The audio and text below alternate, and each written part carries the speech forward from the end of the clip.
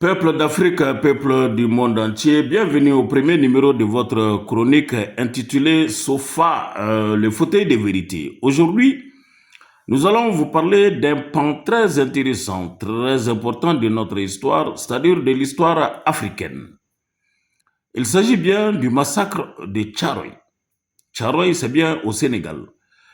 Houphouët-Boigny disait, paix à son âme, que l'histoire est un témoignage dont repose de la vérité. Et la vérité, elle est belle.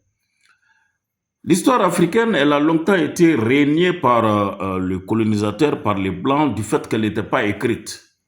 Selon les colonisateurs, l'histoire africaine, elle a comporté des déformations, des transformations, voire des équivoques. Ce n'est qu'après les indépendances que les Africains ont réhabilité leur histoire. Ceci étant dit, le contexte du massacre de Tcharoy. Après la Seconde Guerre mondiale, des milliers de tirailleurs sénégalais, c'est-à-dire des soldats africains engagés dans l'armée française, reviennent d'Europe. Quand ils sont revenus d'Europe, ils avaient combattu et libéré la France métropolitaine. Mais ils n'avaient pas reçu l'intégralité de leur solde et de leur prime promise. C'est en novembre 1944 qu'un groupe de ces soldats s'est rassemblé dans le camp militaire de Tcharoy, près de Dakar, et en attente de démobilisation et de paiement. Comment s'est passé, comment cette histoire s'est déroulée, le déroulement? Selon les historiens, les tirailleurs sénégalais, bien sûr, ont protesté pacifiquement pour réclamer leur dû. Mais le 1er décembre 1944, les autorités coloniales françaises ont décidé de réprimer la protestation. Et l'armée a ouvert le feu sur les soldats désarmés. Le bilan a été très lourd, des centaines de blessés et des centaines de tués, des victimes bien sûr.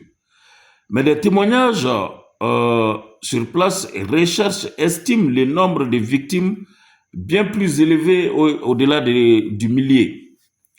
Les conséquences, bien sûr, l'événement choc est devenu un symbole de l'injustice coloniale. Et pendant longtemps, il est passé sous silence dans l'histoire officielle française. Et aujourd'hui, il est commémoré au Sénégal comme un moment de mémoire et de dignité pour les anciens combattants africains. Tcharoy, ça se dit, Tcharoy, ça se communique.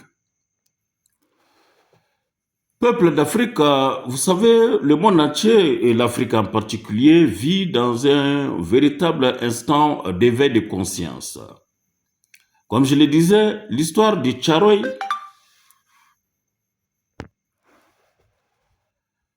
le mouvement des descendants des tirailleurs sénégalais, Tcharoy 44, c'est le nom du mouvement, a déposé une note officielle auprès de l'Assemblée nationale du Sénégal. Et ils ont sollicité des compensations pour les proches des soldats sénégalais fusillés par les troupes françaises. Et un an après, jusqu'à présent, et après l'accession au pouvoir, les autorités sénégalaises ont initié des fouilles archéologiques à Tcharoy.